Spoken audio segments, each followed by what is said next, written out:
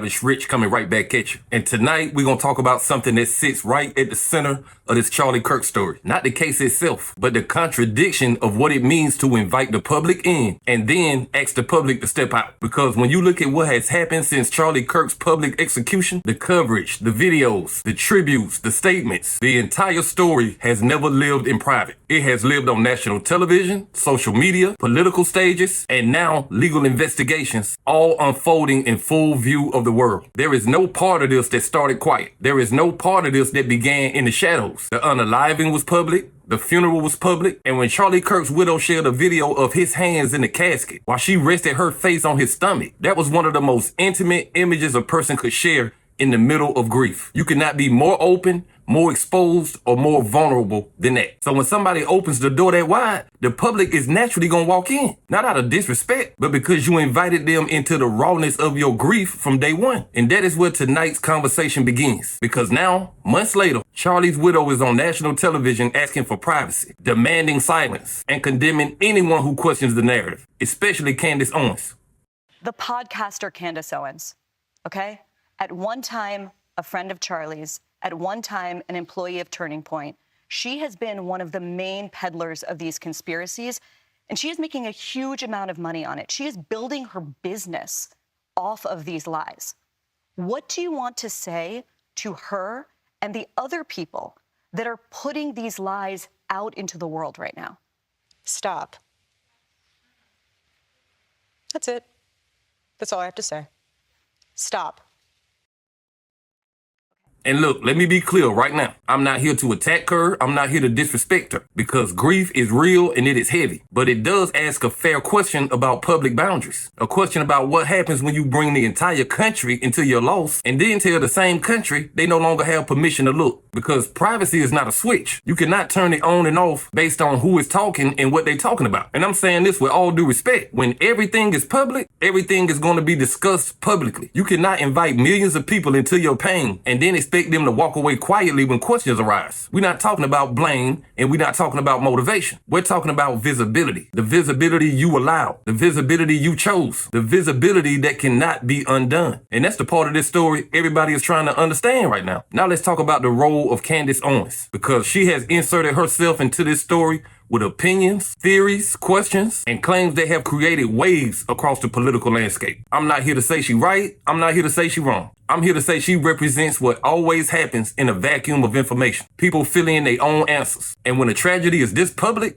the silence becomes louder than the truth. So when the widow goes on Fox and expresses anger at Candace, it creates a moment of tension because from the outside looking in, it sounds like she wants accountability without visibility, conversation without question, and public sympathy without public engagement. And I'm not saying that's intentional, but I am saying that's how it looks to the public. And perception is its own reality. There's another layer to this story that cannot be ignored. Since Charlie Kirk's death, his organization is reported to have raised enormous amounts of money. Figures so large they naturally draw scrutiny from people who follow politics. I'm not here to accuse nobody of nothing. I'm just here to acknowledge what people are talking about, what people are questioning, and what people see when they look at the timeline. Because when you have public fundraising, public investigations, public commentary, and the public national tragedy, the conversation will always remain public. So the irony is this: the very public nature of this story is exactly what makes privacy impossible. And that irony is not a criticism. It's an observation that millions are making, quietly or loud. Listen, when a story begins in public, it never goes back in private. Visibility is a powerful thing because once people see something, they cannot unsee it. They cannot unhear it, cannot unknow it, cannot pretend it didn't happen right in front of them. Charlie Kirk's assassination did not unfold in the shadows or secrecy. It unfolded in front of the world on live stream, news broadcasts, and digital timelines that spread within minutes. No matter how much anyone wants silence now, the value at the beginning will always echo through the ending. His funeral was a national moment. The videos from that funeral were shared voluntarily and widely, capturing grief, tragic emotion, and intimate imagery rarely seen in public. When you share a man's hands inside a casket, this is not just vulnerability. This is invitation. An invitation into humanity. An invitation into mourning. An invitation that tells the world, walk with me through this pain. And here's the irony that cannot be overlooked. When you invite millions of people into a tragedy this personal, you cannot later say, but stop right there, because you already let them in the room. And once people are in the room, they will naturally ask what happened inside it. This ain't about blame. This is about consistency, because the public judges consistency more than it judges tragedy. So when Charlie's widow goes on Fox News and demands privacy, demands silence, demands questions stop, she is speaking from a place of pain, which is real and human. But she is also speaking to an audience that remembers everything she already shared. And that audience is confused, not because they wish her harm, but because public boundaries were never established in the first place. You cannot criticize the public for doing what you allowed them to do. Now let's talk about Candace Owens, because she is a major part of this conversation whether people like it or not. She has been vocal, emotional, and persistent, often presenting interpretations that Turning Point USA itself has publicly rejected. When details are limited, people connect dots, not out of malice, but because humans are wired to seek closure. And that is why some people listen to Candace. Not because they believe her automatically, but because she is providing a narrative in a moment where official details feel scarce. But let me be crystal clear. I do not present anything she says as facts. What we are analyzing is the pattern. When a public figure dies in public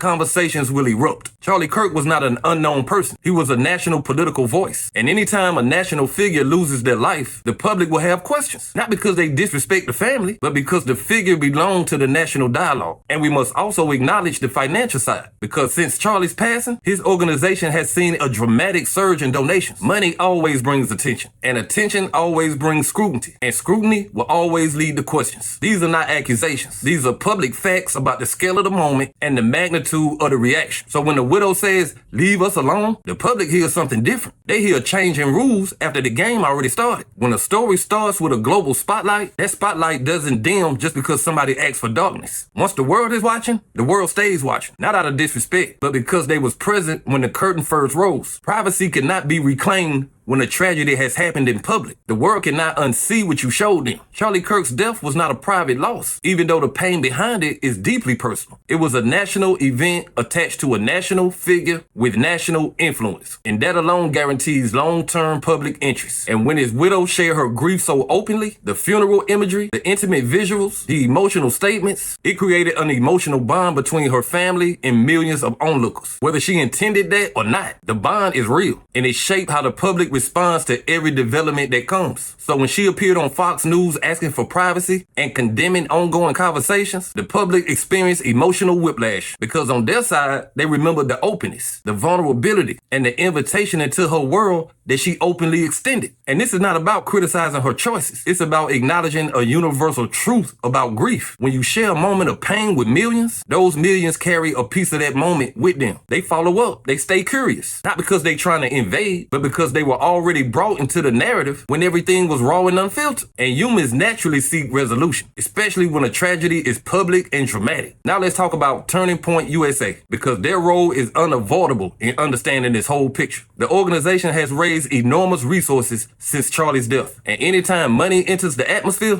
questions follow automatically. When large sums of money move publicly, public scrutiny becomes part of the terrain. And that scrutiny does not disappear because someone asks it to. It only disappears when the answers are clear. And in this case, clarity has been slow, scattered, and crowded by competing narratives. We also have to acknowledge the role of the commentators like Candace Owens. She has been vocal, insistent, and emotionally invested. Even when her claims conflict with official statements, she feels the space that silence creates. So when Charlie's widow condemns Candace and others like her, it reveals a deeper conflict. This is why public response has been so divided. Some sympathize with her pain, while others question the timing of the privacy requests. Because to them, it feels like the rules change mid-story. Listen, Charlie Kirk's wife is completely within her rights to ask for privacy. But the public is also within its rights to react to the public nature of everything that came before. And that's why I'm gonna take y'all out. This ain't about picking sides. It's about understanding the collision between grief and visibility. When you share a story with the world will always ask questions. Not out of malice, but out of human nature. But hey, that's just my opinion. What's yours? Like, comment, subscribe, establish rich. I'll be back with another one. Peace.